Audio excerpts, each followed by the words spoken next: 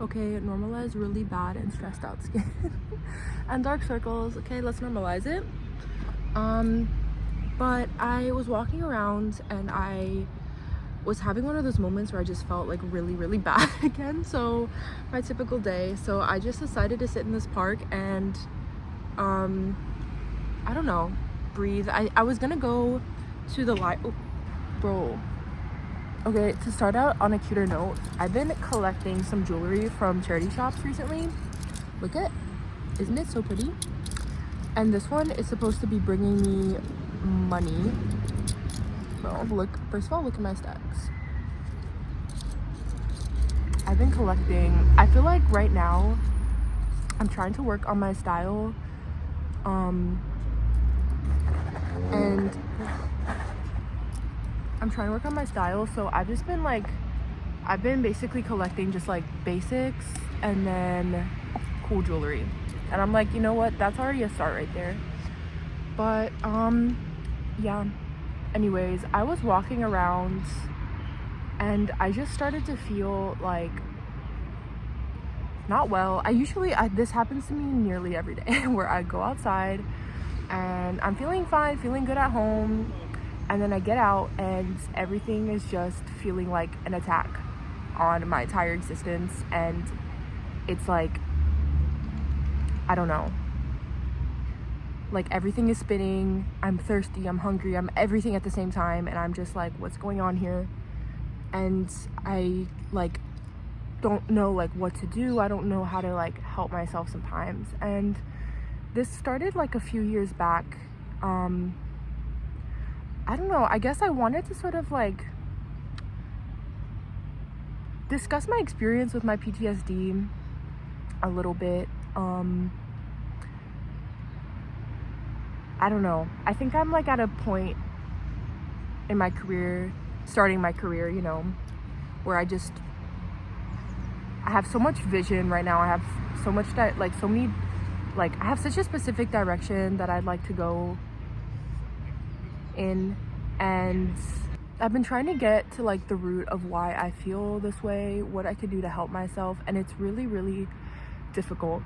You know, I think that so much changes after you go through a traumatic event that has nothing to do with like it's just everything. I think so much changed about the way that I view the world. I think, you know, I was 18 when what happened to me, and I was just like, I just got out into the world. Like I just started like university. I was just starting to like explore myself, and I think in the midst of this like really important developmental time in my life, you know, leaving home, like this situation happened to me.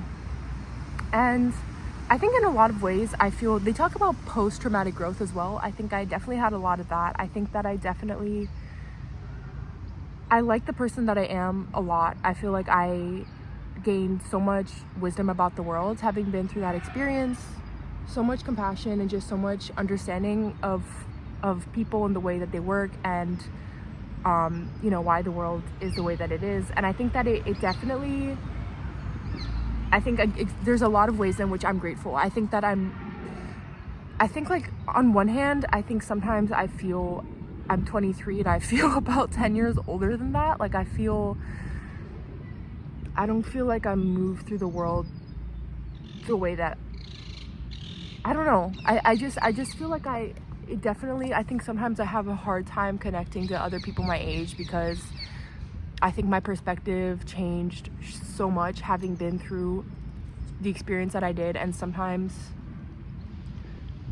I don't know, I'm just thinking about other things. I feel like I'm just in a different place, and I'm also not doing things that people my age are doing. Like, I don't know, I feel like I just skip some steps. Like I think that so much of this time is about figuring out how to navigate your relationships, you know, sort of learning about other people through romantic relationships and sexual relationships. And I think I feel like I learned a lot negatively speaking through the experience that I went through, and I just very quickly learned to spot the kinds of people that you should interact with and the kinds of people that you shouldn't. You know, I feel like I'm not really lost in that sense. And I think that I think that it's really easy for me to sort of spot, you know, these kinds of things in my peers as well. Not in a negative way, but I think that you're supposed to feel a little bit more lost, I think, right now, and I just don't feel lost in the same way. I don't feel like I'm like sort of stumbling around and getting in messes and learning from people. I mean, I am in like my own ways, but I think that like I feel like very aware sometimes to a negative degree, and I think that stops me from like, I'm like, you know, and sometimes I think it's probably in my head too, you know, just like, you know, what my trauma taught me that maybe isn't real, like, you know, I can see like where this relationship with this person is going to lead me, so I'm not going to go down that path because I've already been down that path and I don't want that path again. And I think I just learned a lot, and it also filled me with spite, and I think spite has always been my best motivator, so I'm like extremely motivated, okay? These are the ways that I think that in some ways it's been a good thing. I think in other ways it's been extremely isolating. I think it's extremely isolating to go through a traumatic experience when you're a young person, because it's just like, exactly, I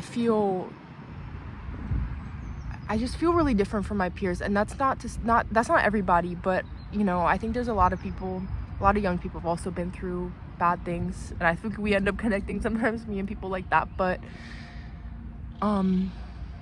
yeah, I don't know, sometimes I feel too old and I feel like I just know too much already, and it feels like I think I end up just being by myself a lot, when I think when I got to university I was all hyped up for, I'm gonna go out and make all these friends and go to parties and be social, and I started doing that and it just like blew up right in my face right away, and I was just like, this is crazy. But yeah, but I think like the other thing is that I think that trauma impacts you so much more than just like your beliefs about the world. And it does impact your beliefs about the world a lot. I think that when people say they're processing trauma, I think people are sort of like, you know, what's taking you so long? Because, you know, sometimes I think like after you go through a negative experience and you're sitting there and you're processing for years and years, and I think sometimes people are sort of confused as to like, you know, like just get over it and just it's over, it's done. And it's like, yeah, that's done, but it's not only about it's not even about only the violence of what like happened, but also about like, you know, everything else. My entire perception, my entire perception of the world changed entirely. My perception of myself, who I was, I feel like I had to discover a whole new identity through surviving. I had to discover like a whole new identity as a survivor, as, you know, with the, you know, having the knowledge that I had, I was like, well, now I can't just ignore this, like I have to use this and do something about this, because I try to see it as a gift, like, you know, it's now I have to use this to sort of hand it forward and change, because I think that I feel frustrated when I see how many people are in fields that are meant to be sort of helping people like me, and they just have so little experience with like what it actually means. And it's like I have this gift of this knowledge of this experience, and I feel like I have to go out and use it. And that's not even like, it's not, sometimes it feels burdensome, but most of the time I feel grateful, because I don't feel lost, and I feel like I know my direction and where I'm going and all these things. But I'm also like, I think it just changed also my perception of my government, my society. I'm like, wow, like I think like it wasn't just about the traumatic event that happened, but all of the ways in which I tried to speak out. It was invalidating. It didn't feel like people were there to actually listen. It was like very bureaucratic. Like it was like, I was like, wow, I thought these systems were in place to help us, but they're just in place to put names down on a list or to get a number, or, you know, it's not really there for me. And I think that, I think I started to look at like, I don't know, government officials differently, like, you know, all these things. I was like, I'm seeing the world now so differently, and it's a lot to process. Like, I don't think that I've really processed everything yet. Like, I think I'm just still sitting with it, and it's not, I feel like after a certain point it gets hard to still be talking to people about it, because, and this just might be in my head, but I think that after you hit a certain I think like timestamp that people sort of have in their minds where it's like they're kind of over it. And I think it's like now it's like, you know, when you go to speak about it, sometimes it's like you're stuck, you're this, you're that. It's like, I don't know, I don't feel stuck. I feel like I'm like extremely in a dynamic and like an extremely dynamic place right now. I'm like shifting everything, and like, you know, it feels like it's not, to me, it's not a thing of being stuck or being like ruminating on the experience, but just like, wow, like everything has changed and I'm completely transformed and by this experience in my life. And I think that it just hits this wall where people are not really interested in hearing about it that much. And so I feel like I have to keep exploring this on my own and finding a way to sort of transform the energy into my life into something powerful and something useful for me. But I think that's also, so I think I've just been,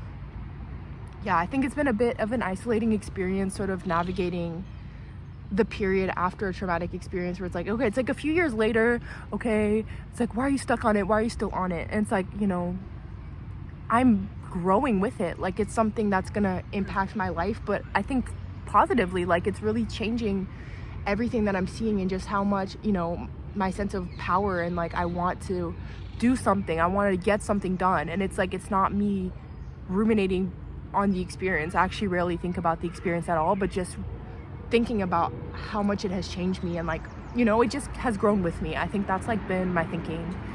I feel like I sat down to talk about this experience and talk about the negatives, and I'm just sitting here like reflecting on the positives, but I guess that's a good thing.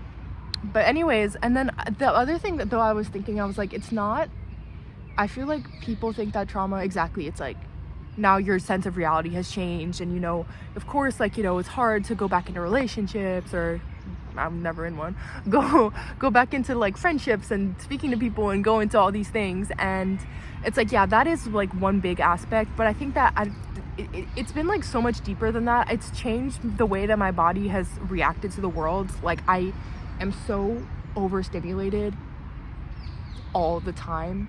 I'm so like tired a lot of the time. I feel like I just have been, sometimes I feel grief thinking back to like how I moved through the world when I was like in high school and stuff before all of this. And I was like, I just didn't even know, like I just took it for granted that I just could walk around and just feel fine and not feel extremely in panic and overstimulated. And you know, my body now is just like tired, like stressed, and you know, it just like, I think that like it just like, I don't know, it just changed also. Like, it's hard to be like, you know, just forget about it when it's literally impacting even like my movement through my day-to-day life. Like, and it's like I have to sit there and be like, this is like the reason why I'm like sitting here and not able to walk around, is this experience that is just like still like undealt with. I'm still like moving through it and trying to understand, like, you know,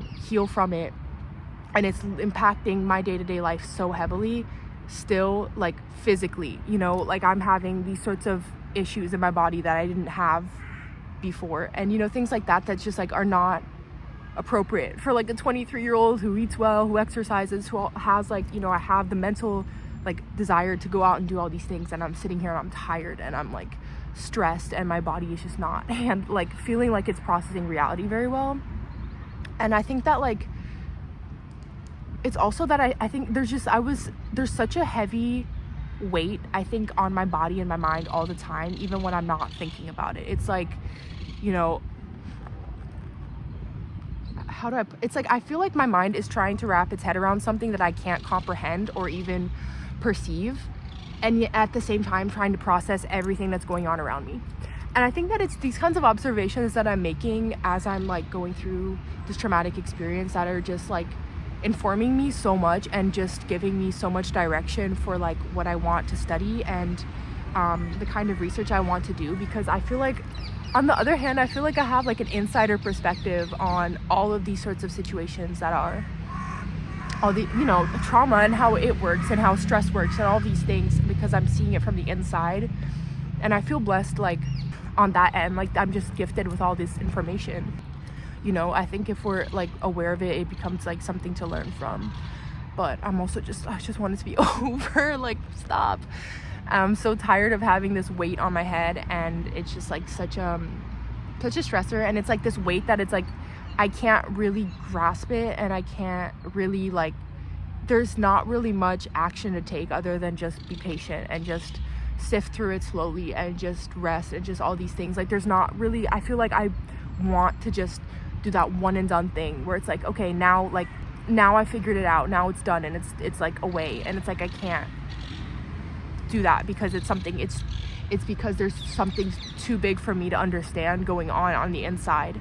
And it's like if I were to give you like a calculus equation to do, I always think of this with trauma. It's like if I were to give you a calculus equation to do, and it's like, okay, now go out into the world and you're gonna be like trying to figure out that calculus equation while walking around. And it's like, you know, and it's not because I'm sitting there and thinking about it, but because my mind is just sort of processing all of these sensations and these feelings that are going on in my nervous system, and at the same time sort of being out and about, and it has all these stuck emotions and feelings that I can't quite access yet, but I will be able to access at some point in time. And yeah, it's just like, I think it's so complex, and it's so like difficult to like sort of manage as you're moving around the world. And I feel like I'm just doing 10 calculus equations at the same time in my head. I'm doing the calculus equation of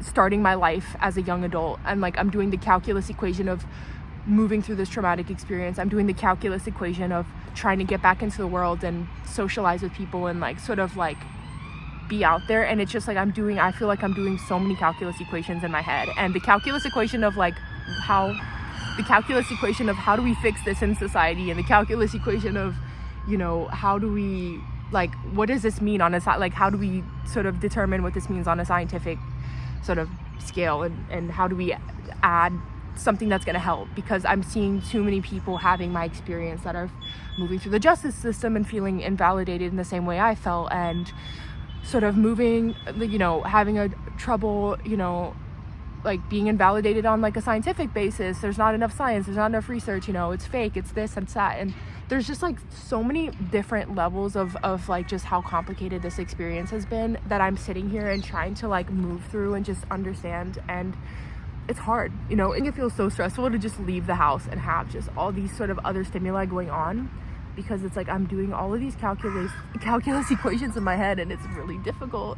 And just learning to do the calculus myself, because who's gonna teach me, you know what I mean? It's just like, it's a big weighty task, and sometimes it feels extremely draining, you know, and I can't stop it, like I can't end it, you know what I mean? I have this sensation of just being on a really fixed path with a really specific end goal, and I can't stop the processing, and I can't stop it at all. Like, I have to just keep going, and it's gonna be like this portal to take me to somewhere really cool in life. And so I have to just sort of keep facing it head on and just keep doing the calculus equations bit by bit, you know. And it just like, it gets lighter and lighter as I solve, like, okay, here's this little part, I got it. And it's like, it's just really tiring, but I think in some ways rewarding. I just wish that I could have the mental capacity to do extra things, like going out and making friends. And like I want friends, like I'm such a social person, and I'm sitting here like isolated and just like, when am I gonna get friends again? Like, when am I gonna have energy to just do that kind of thing? But yeah, so that's been sort of my experience with it. It's just bizarre.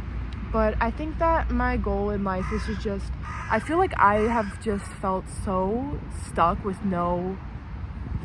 I feel like I was gifted from the universe, whatever, an experience where it's like, there's like, okay, my favorite book as a kid was Alice in Wonderland. And I think that's such foreshadowing, because I feel like my life feels like I'm in Alice in Wonderland. Like, you know, it's like just curiouser and curiouser, and everywhere I go, everything feels so absurd. Everything is just like, you know, I'm looking at like, it feels like there's no like avenue out, and I just have to make the avenue. Like, you know, like I don't know how to like the science is like weird, the society is weird, my experience is weird. I feel like everything is so difficult, and I'm just sitting here like, you know, it just feels like I'm in this like absurd wonderland of just confusion and just you know, I'm just gonna have to find a little pathway out. And I hope that in finding like a pathway for myself, and I have so much on the inside, I think I just want that to start to translate on like into scientific sort of terms, you know, like I want to start translating that into something that other people can use as well, and just start to have like a sort of wormhole out of this sort of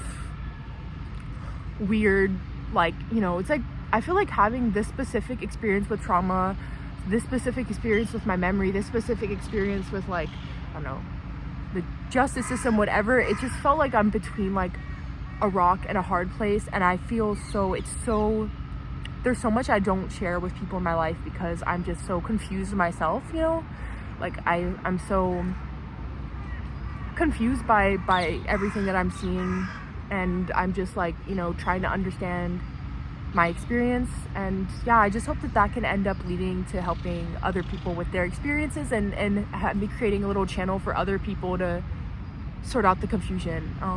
Yeah, I've been following this person on Instagram who talks about their dissociative identity disorder. That's one of the things I'm extremely interested in studying, and I've just been looking at their experience and just like not their experience with dissociative identity disorder, but their experience with their trauma. I'm just looking at it like wow, I'm just relating, and I'm just like sitting here like, it's sad how many people are in this spot where there's just no way out. And I think it's because, I'm gonna be honest, I don't think enough people care about us.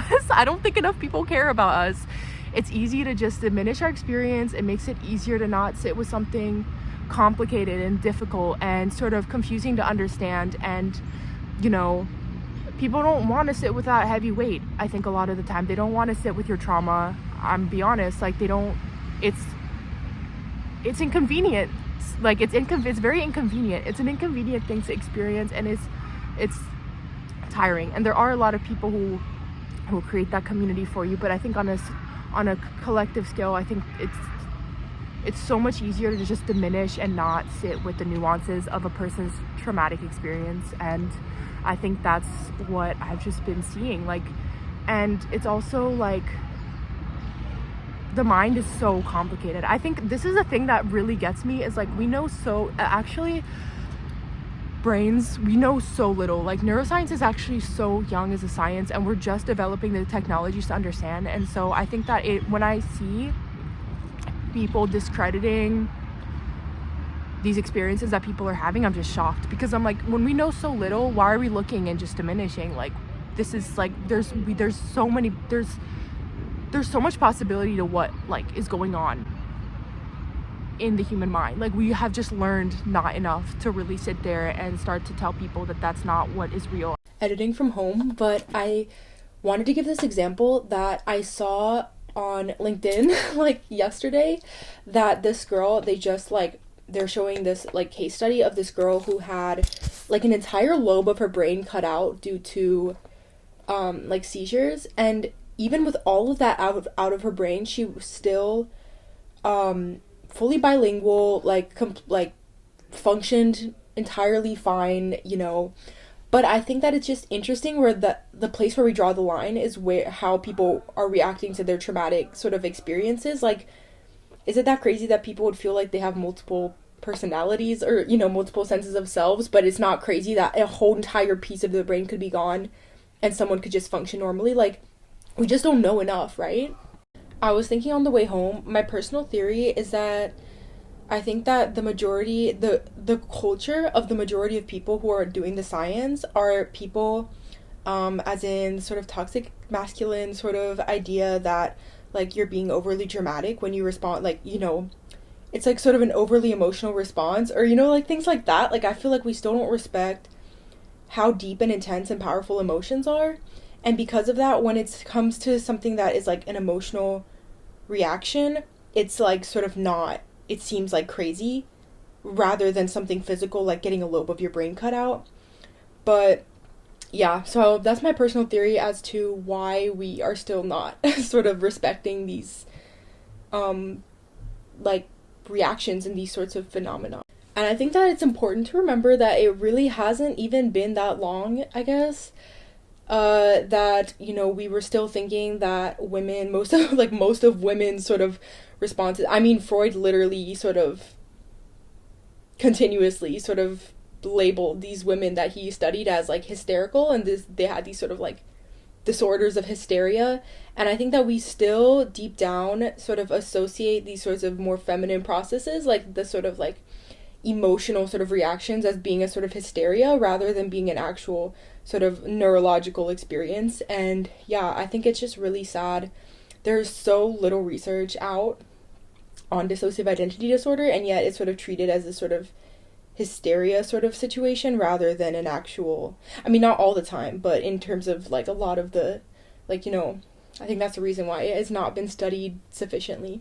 I think especially with trauma, I think especially with sexual trauma, with, you know, sort of women, feminine presenting people, I think it's so easy to just be like, I'm just gonna throw that away. I don't care enough, to be honest. And I think we've seen that in the medical field. There's not enough science out on women's health because the average person, they don't care. It's not gonna, like, they just don't, there's not enough incentive to care about us. And that's why I think it's so important for people with trauma to go into, you know, psychology, neuroscience, all of these things. It's so important for women go into medicine, go into like all of that, because it's just so sad how little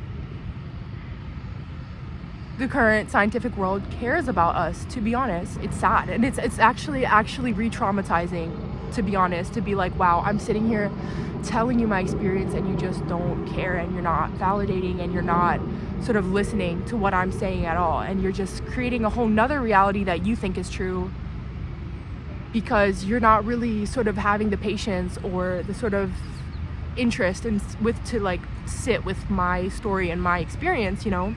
And it's like, okay, valid, fine, go out and be that way, but that's not gonna be me. Like, I'm sitting here, like, I'm gonna have to listen to my experience and also other people's experiences, and you know, as I move into my own career. And I think that's just been something that's been on my mind as I'm like sort of trying to heal from this myself. Like, I just am so tired of like how complicated this is, because it's not complicated because we're too difficult to understand. It is complicated because people don't care enough to do the science. And then it's like, you know, your experience is just like, you know, so easy to like, you know, sort of like non-scientific or easy to sort of bash apart. And it's like, that's because people don't care enough to add to the science, and people don't care enough to do this work. And that's why we end up in this situation. And it's not, you know, I think that's the thing about science, is that we have to keep in mind that science is also made by humans, and what we are sort of like, you know, interested in as like a scientific community is also biased, and it's also sort of, you know, the conclusions that are made are also can be biased as well. Science is just as you know, vulnerable to biases and to sort of our human error and our injustices that we have, because, you know, you have to get the money for the research, you have to get the money to sort of, you know, is there enough incentive for this grant, is there enough incentive to go down this avenue? And I think you know, who's going to be sort of listened to, who's going to be given the sort of opportunities. And I think that has just been always the problem with science. And that's why I think it's really dangerous even for us to say, you know, well, science says this, science says that. And it's like, we should trust science, but at the same time, there needs to be more science, because people like me are getting left out. And, you know, it's extremely traumatizing, and it's extremely heavy to move through the world and be like, you know, I can't even comprehend myself, because there's not an avenue for me to comprehend myself, and everything is so just invalidating and frustrating, and, you know, it makes me feel like there's no place for me, and I'm just gonna have to make a place for me, right? Because, yeah, so that's sort of what I've been reflecting on. But yeah, so to end on a lighter note, I've been trying to so I like to befriend trees. I think that I genuinely feel like trees have like souls, okay, spirits of their own, and I think that trees are highly intelligent, and we just don't know, you know, how to access, you know, their intelligence. You know, they're these wise beings that have been here forever. And I befriended a tree back when I was at school in New York, and I would go to that tree all the time. and I was sad, or I just needed somewhere to like sit and to sort of like breathe, because I was having this exact sort of feeling. And I started to sit at that tree like all the time. And one day this older woman from Paraguay came up to me and was like, you know, she's like, "What's wrong, little girl?" And she was walking her dog, and I was like, "Nothing, like I'm okay, like how are you?" And we started to get into conversation. Okay. And then I came back like a few days later and sat at that same tree, and she walked by again, and we were shocked. So we started to talk again, and then we traded phone numbers, and I was like, "I want to practice my Spanish," and then she's like, and she wanted to practice her English. So we traded phone numbers, and we started to basically like chat. And yeah, and then every time so often I'd be at the park, and I guess she walked her dog every day at the same time, and maybe I didn't realize I was going at the same time every day. We would bump into each other again, but sometimes even at random times. And yeah, this was like maybe 3 years ago. No, 3 years ago now.